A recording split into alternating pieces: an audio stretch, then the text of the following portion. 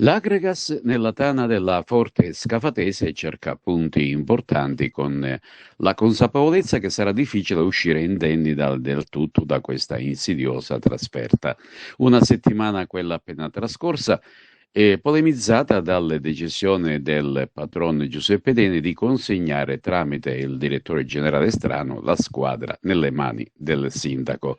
Fortunatamente l'immediato intervento dell'onorevole Lillo Pisano ha garantito la trasferta della squadra in terra campana. Ma attenzione, l'aiuto è momentaneo e dietro l'angolo rimangono sempre gli stessi problemi, salvo che non si registrino improvvisi ed ulteriori interventi dell'ultima ora.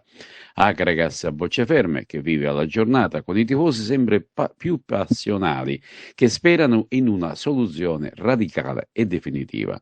Si tratta di una lunga trasferta con parecchie ore di viaggio per raggiungere Scafati, eppure a fare continuare a battere il cuore biancazzurro ci saranno un bel po' di supporters, sempre vigili al capezzale del gigante.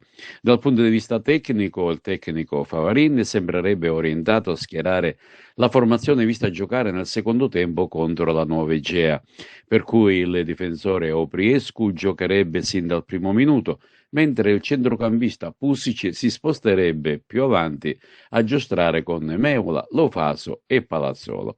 In avanti Mundrischi con Christopoulos e Di Rienzo. Scafatese Agregas avrà inizio alle ore 14:30 e sarà diretta da Mirko Pelaia di Pavia con assistenti Matteo Bertelle di Firenze e Roberto Lembo di Valdarno.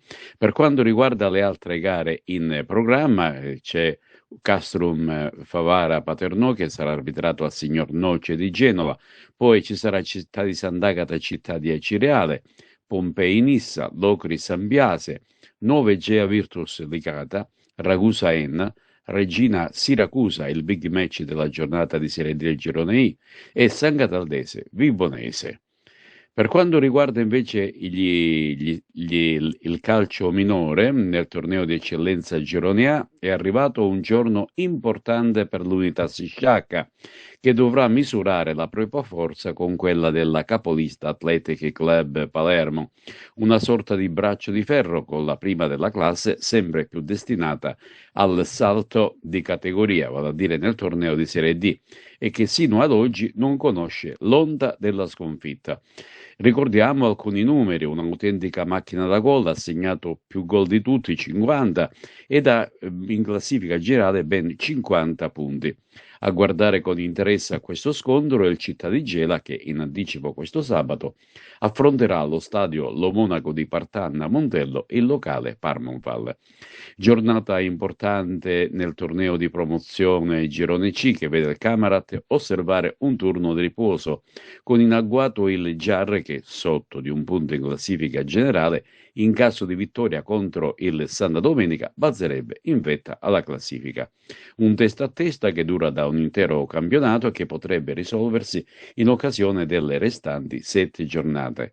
Per quanto riguarda le altre agrigentine, da seguire il match tra Casteltermine e Gemini, dove sono in palio punti pesanti. La compagine della montagna è in piena lotta per un posto nei playoff, mentre quella castelterminese per una salvezza tranquilla. Infine l'Aragona di Mercante sarà di scena a Villarosa contro il locale San Sebastiano.